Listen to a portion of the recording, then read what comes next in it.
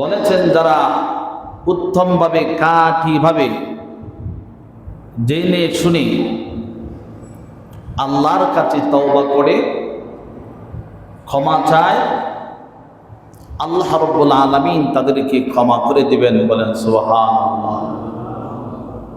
গুনার প্রতি অনুতপ্ত হয়ে আমরা এখানে যারা উপস্থিত হয়েছি অথবা মাইকের আওয়াজ যতটুকু দূরে যাচ্ছে, মনে হয় এই এরিয়ার ভিতরে কেউ গুনাহ করে নাই। গুনাহ করছি? আমাদের গুনাহ আছে নাকি বলেন? গুনাহ আছে না? সবাই নিষ্পাপ মাসুম, কোনো গুনাহ নাই? এইরকম অনেকেই মনে করে যে কোনো গুনাহ নাই। কয়েকদিন আগে এক মন্ত্রী দেখছি এক মাহফিলের ভিতরে, নাম কইলে চিনবেন, তিনি বলতেছে, সাবেক মন্ত্রী, তিনি বলতেছে যে হুজুররা দুয়ার পরে আমিন কয়, তার মানে কি আমিন অর্থ কি?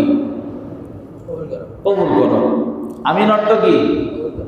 আমরা যা কিছু আল্লাহর কাছে বলি সাথে সাথে এই মুসল্লিরা আমিন বলে, আমরা আমিন বলি। তার মানে কি আল্লাহর কাছে খারাপ কিছু কেউ চায় না, ভালোই চায়, আল্লাহ গুনাহ মাফ করে দেখ, নাকি করেন? আল্লাহ যেন পেরেশানি মুক্ত জীবন দান করেন, আল্লাহ যেন দুনিয়া এবং আখিরাতে কল্যাণ দান করেন, কবরবাসীদেরকে যেন আল্লাহ মাফ করে দেন। এরকম বলার পরে সবাই কি বলে? আমিন বলে। তো উনি বলতেছেন যে হুজুররা দুয়ার পরে আমিন বলে, আমি কোনোদিন আমিন কই না, কোনোদিনও আমিন কই না। তো লোকেরা তো হতভম্ব হয়ে গেল, কি ব্যাপার? স্পষ্ট মাহফিলের মধ্যে, ওয়াজের মঞ্চে দেখেন না ইদানিং, অথবা অনেকদিন ধরে এটা চলছে। এখন আলেম সমাজদেরকে বসিয়ে রেখে রাজনৈতিক স্বার্থ হাসিল করার জন্য বিভিন্ন সেমিনারে, বিভিন্ন ইসলামী প্রোগ্রামে এরকম ডিস্টার্ব করে। আছে না নাই? আছে না নাই? ডিস্টার্ব করে, ক্ষমতা দেখায়। তো বলতেছে, উনি বলতেছে যে আমি আমিন বলি না। কেন আমিন বলেন না? আমিন অর্থ কবুল করো, আল্লাহ গুনাহ মাফ করে দাও। আমিন, আল্লাহ আমি এই করছি, অপরাধ করছি, আল্লাহ তুমি মাফ করে দাও। আমিন। তো আমার জীবনে কোনো আমি অপরাধী করি নাই, আমার কোনো গুনাহই নাই, এই জন্য আমি আমিন বলি না। কত বড় কেইসা বাটপার দেখছেন নি? তিনি বলতে যে আমি আমিন বলি না, কি জন্য? আমিন মানে কবুল করো, আল্লাহ তুমি আমার গুনাহ মাফ করে দাও। আমার জীবনে আমি কোনো গুনাহই করি নাই। কথাটা কি সঠিক কইছে না পুরাটাই রং? কথাটা কি সঠিক বলছে না পুরাটাই রং? আমি কোনো গুনাহই করি নাই, কোনো অপরাধ করি নাই। যাকে সৃষ্টি না করলে আসমান জমিন, পাহাড় পর্বত নক্ষত্র, আপনি আমি, পৃথিবীতে আল্লাহ কিছুই বানাইতেন না, কোনো নবী রাসূল আসতেন না। শ্রেষ্ঠ পয়গম্বর মুহাম্মদুর রাসূলুল্লাহ সাল্লাল্লাহু আলাইহি ওয়াসাল্লাম দিনের ভিতরে 70 থেকে 100 বার তওবা করেছেন, যার কোনো গুনাহই নাই। আমাদের নবীর কোনো গুনাহ আছে? কোন নবীদের গুনাহ নাই। কুল্লাহুম মাসুম। কোন নবীদের গুনাহ আছে যদি কেউ বলে যে এই নবী গুনাহ করেছে, আমাদের নবী বাদ দিলাম, আমাদের নবী তো অনেক শ্রেষ্ঠ, মর্যাদার দিক দিয়ে শ্রেষ্ঠ মর্যাদার অধিকারী মুহাম্মদুর রাসূলুল্লাহ, তিনি বাদ দিয়া আরো যারা পয়গম্বর, লক্ষ লক্ষ হাজার হাজার পয়গম্বর নবী রাসূলুল্লাহ পাঠিয়েছেন, কোন নবীর উপর যদি কোনো বান্দা বৃদ্ধা আঙ্গুলি দেখাইয়া বলে যে এই নবী অপরাধ করেছেন, সাথে সাথে ওই বান্দার ঈমান চলে যাবে। কথা বলেন ঠিক কিনা? কারণ নবীদের উপর পুরা আস্থা, বিশ্বাস আমাদের থাকতে হবে।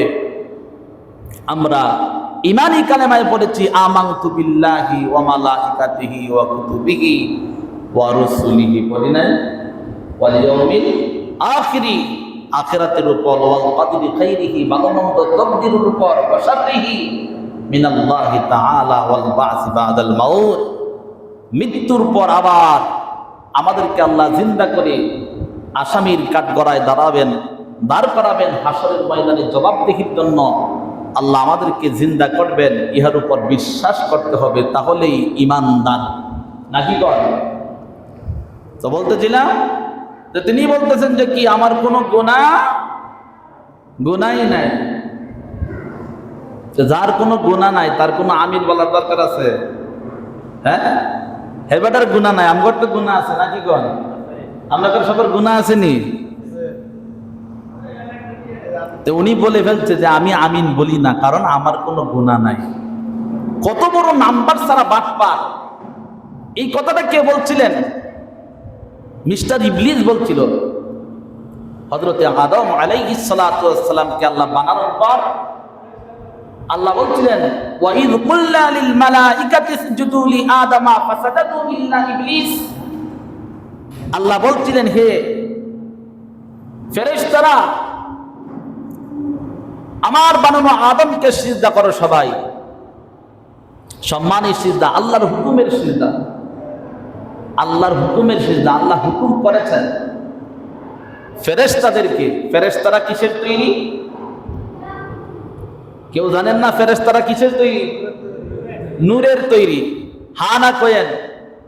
মনে জীবনেও কোরআন হাদিস আর কিছুই শুনছেন না মনে হয়। ফেরেশতারা হচ্ছে নূরের তৈরি। মানুষ হচ্ছে কিসের তৈরি? মাটির তৈরি।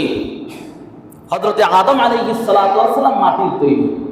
আমরা সেই মাটির নির্যাস থেকে তৈরি, নুতফা, নাফাক পানি দ্বারা তৈরি। বেদাগিরি করার কিছু নাই। নাফাক দুর্গন্ধময় পচা, এক ফোঁটা নাফাক পানি দিয়ে মানুষ তৈরি হয়েছে। আর অহংকার, কিসের অহংকার? কত অহংকার, দাম্ভিকতা, তাবাক্কুরি। জমিন কাঁপতে থাকে, হাঁটতে থাকে, শরীরের পায়ের ওজন এমন ভাবে জমিনে অহংকারের তাণ্ডবে ফালায়, জমিন পর্যন্ত তমতম করতে থাকে। গত 2 দিন আগে দেখলাম একটা মানুষ অনেক মোটা তাজা হসপিটালে পড়ে আছে। ডাক্তাররা তাকে ধরে অথবা ধরে না, যেটাকে বলে লাওয়ারিস, কোনো তার আপনজন নাই। দেখলাম এই হাত থেকে এই হাত পর্যন্ত এমন ভাবে পোকা তার, এরকম মানুষ মৃত্যুর পর কবরে চলে যাওয়ার পর মানুষ যখন এরকম মৃত একটা প্রাণীর ভিতরে যেরকম পোকা, এরকম পোকা ধরে যায়, জীবিত মানুষ তার হাতের ভিতরে এরকম পোকা এরকম ঝিলঝিল করতেছে। অনেক পোকা তার বেডের মধ্যে এরকম এরকম এরকম করতেছে। এই তো অবস্থা। মানুষ কিভাবে অহংকার করে, কিভাবে অহংকার করে! চোখটা বন্ধ করেন তো, একটু চোখটা বন্ধ করে দেখেন। রাতের অন্ধকারে যখন ছেলে সন্তান এক রুমে, মেয়েরা এক রুমে, স্ত্রী নিয়ে যখন ঘুমিয়ে যান, স্ত্রীও পাশে ঘুমিয়ে পড়েছে, লাইটটা বন্ধ করে দেওয়ার পর পুরা ঘরটা কবরের মতো হয়ে যায়, অন্ধকার হয়ে যায়। তখন চোখটা বন্ধ করার পর আরো ডাবল অন্ধকার হয়ে যায়। কথা বলেন ঠিক কিনা? তখন একটু মনে মনে উপলব্ধি করেন, আমাকে এই মুহূর্তে যদি আমি ঘুমিয়ে যাই আর ঘুম থেকে যদি আমি জীবিত অবস্থায় না উঠতে পারি, কারণ কত মানুষই তো ঘুমিয়ে যায়, চিরজীবনের জন্য ঘুমিয়ে যায়, আর ঘুম থেকে তিনি আর উঠতে পারে না। সকালবেলা তাকে মৃত ঘোষণা করা হয়। কথা বলেন ঠিক কিনা? তো অন্ধকার কবরে আমাকে রাখার পর আমার স্ত্রী, সন্তান, দুনিয়ার সবচেয়ে কাছের মানুষগুলি, আপনজন, কেউ আমার সাথে যাবে না। যত সম্ভব আমাকে কবরে টাকা মাকফুন করার জন্য, কবরে রাখার জন্য তারা দুনিয়াতে পেরেশান হয়ে যাবে। আমার সহধর্মিনী স্ত্রী, যাকে নিয়ে 40, 50, 60, 70 বছর একই বিছানায় একই কাঠে ঘুমিয়েছি, ওই স্ত্রী আমার মৃত লাশটা একা এইরকম একটা ঘরের ভিতরে পাহারা দেওয়ার জন্য তিনি কখনো রাজি হবে না। কথা বলেন ঠিক কিনা? জোরে বলেন ঠিক কিনা? তাহলে ফাইনালি রেজাল্ট কি হলো? আমার কবরে আমার একাই যেতে হবে, আমার জবাব আমারই দিতে হবে, আমার আমলনামার হিসাব আমারই দিতে হবে, আমার জিন্দেগির ভালো কর্ম অপকর্ম সব কিছুর হিসাব আল্লাহর কাছে আমারই দিতে হবে, কেউ দিবে না। আমার ঘর করেছি, জায়গা জমি করেছি, সন্তানদেরকে ভালো খাবারের জন্য, ভালো কিছু দেওয়ার জন্য মাথার ঘাম পায়ে ফেলে আল্লাহর হুকুম লঙ্ঘন করে হারাম পন্থায় উপার্জন করেছি। ওই সন্তান স্ত্রীদেরকে যদি বলেন আজকে এই হারাম উপার্জন করার কারণে আমি যদি জাহান্নামী হয়ে যাই, অপরাধী হয়ে যাই, তাহলে এই অপরাধের বাদ কিন্তু তোমাদের সমানভাবে নিতে হবে। দুনিয়ার কোন ইমানদার স্ত্রী আমি মনে করি রাজি হবে না যে তুমি এই পাপ করার কারণে যে জাহান্নামে যাইবা, আমরা সেই জাহান্নামে যেতে পারবো না, কারণ আমি তোমাকে বলি নাই তুমি হারাম পন্থায় উপার্জন করে তুমি আমাকে খানা খাওয়াও, আমার ভরণ পোষণ দাও। কথা বলেন ঠিক কিনা? জোরে বলেন ঠিক কিনা? সম্মানিত সুধী, এই জন্য আমি বলতেছিলাম যে একমাত্র আল্লাহ ছাড়া কোনো আপন নাই। আছে? দুনিয়ার সব স্বার্থপর, একমাত্র আল্লাহ হচ্ছে আপন। সেই আল্লাহ বলছেন ইয়া আইয়ুহাল্লাযীনা আমানু তুবু ইলাল্লাহ, আমি আল্লাহর কাছে খাঁটিভাবে, উত্তমভাবে আমি আল্লাহর কাছে ফিরে আসো, তওবা করো, ক্ষমা চাও।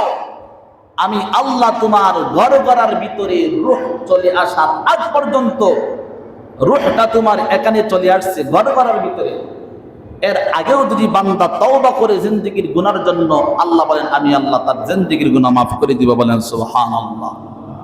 যদি আল্লাহর হক নষ্ট করে থাকে, কিন্তু মানুষের হক নষ্ট করেছে, কখনো আল্লাহ ক্ষমা করবে না। মানুষকে বিভিন্নভাবে প্রতারণায় কষ্ট দিয়েছে, পেরেশানি দিয়েছে, অর্থ সম্পদ, টাকা পয়সা জোর জুলুম করে আত্মসাৎ করেছে, যে কোনো ভাবে যারা যেখানে যেভাবে করেছে, এই গুনার প্রায়শ্চিত্ত নিজের বুক করে জাহান্নামে যেতে হবে।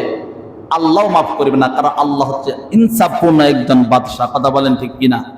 না দুনিয়ার বাদশার মতো নিজের স্বার্থের জন্য, নিজের গতির জন্য, নিজের ক্ষমতার জন্য এইরকম ভাবে সাদাকে কালো, কালোকে সাদা, ন্যায়কে অন্যায়, অন্যায়কে ন্যায় বানিয়ে নিজের স্বার্থ হাসিল করবে। আমার আল্লাহ কি এরকম?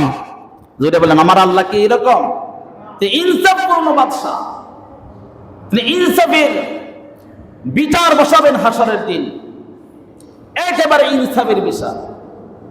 এই জন্য সম্মানিত সুধী, দুনিয়াটা হচ্ছে এমন একটি দুনিয়া, গুনাহ করেছি, অন্যায় করেছি, আল্লাহর হক নষ্ট করেছি, নামাজ পড়ি নাই, 20 বছর 30 বছর 40 বছর নামাজ পড়ি নাই, আল্লাহর কাছে ফিরে আসি, তওবা করি, আল্লাহ আমি ভুল করেছি, আমি অন্যায় করেছি, আমি বুঝতে পারি নাই।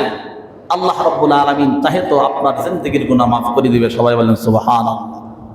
কারণ আল্লাহর একজন শ্রেষ্ঠ পয়গম্বরের কথা সংক্ষিপ্তভাবে বলেই আমি শেষ করে দিচ্ছি। আল্লাহর একজন শ্রেষ্ঠ পয়গম্বর হযরত মূসা আলা নবিয়িনা আলাইহিস সালাতু ওয়াস সালাম 70,000 উম্মত নিয়ে তিনি জঙ্গলে চলে গেলেন। মানুষ এসে তার কাছে আরজি পেশ করলেন, ও পয়গম্বর মূসা, জমিনের মধ্যে বৃষ্টি হচ্ছে না, জমিন চৌচির হয়ে যাচ্ছে, তামার মতো হয়ে যাচ্ছে, বৃষ্টির প্রয়োজন, আল্লাহর কাছে দোয়া করুন, আল্লাহ যেন রহমতের বৃষ্টি জমিনে নাযিল করেন। আল্লাহর পয়গম্বর মূসা আলা নবিয়িনা আলাইহিস সালাতু ওয়াস সালাম তিনি 70,000 উম্মত নিয়ে, 70,000 মানুষ নিয়ে জঙ্গলায় চলে গেলেন। আর আল্লাহর কাছে হাত তুললেন, ও দয়ার মালিক আল্লাহ, জমিনে কোনো বৃষ্টি নাই, দুনিয়ার মানুষ হাহাকার, আল্লাহ এই জমিন আল্লাহ গরমে চৌচির হয়ে যাচ্ছে, আল্লাহ তুমি রহমতের বৃষ্টি দান করো। আল্লাহ রাব্বুল আলামিন মূসা আলাইহিস সালাতু ওয়াস সালাম একজন শ্রেষ্ঠ দলিল পদার পয়গম্বর, তিনি আল্লাহর সাথে সরাসরি কথা বলতেন। কথা বলেন ঠিক কিনা? তিনি আল্লাহর সাথে সরাসরি কথা বলতেন পাহাড়ে গিয়ে। তিনি যখন আল্লাহর কাছে বললেন, আল্লাহ রাব্বুল আলামিন জবাব দিলেন, হে মূসা, তুমি যেই মজলিস সাজাইছো, যেই মজলিস নিয়ে দোয়া করতেছো, যাদেরকে সামনে রেখে তুমি দোয়া করতেছো, ওই মজলিসের ভিতরে একটা নাফরমান বান্দা আছে, যিনি 40 বছর ধরে একাধারে জিনা করতেছে, জিনা করতেছে, জিনা করতেছে। যতক্ষণ পর্যন্ত ওই জিনাকারকে মজলিস থেকে না উঠাইবা, ততক্ষণ পর্যন্ত আমি আল্লাহ জমিনে কোনো বৃষ্টি দিতাম না। আল্লাহর পয়গম্বর মূসা আলাইহিস সালাতু ওয়াস সালাম মেজাজ অত্যন্ত গরম, সকল নবীদের চাইতে একটু আলাদা, সাথে সাথে রাগ উঠে যায়, আল্লাহর সাথেও তর্ক করে, মহাব্বতের তর্ক আছে না নাই? তখন তিনি ডাক দিয়ে বললেন, মজলিসের ভিতরে কে আছো? আমি পয়গম্বর মূসা নবী, আমি তোমাকে আদেশ করলাম মজলিস থেকে উঠে যাও, উঠে যাও।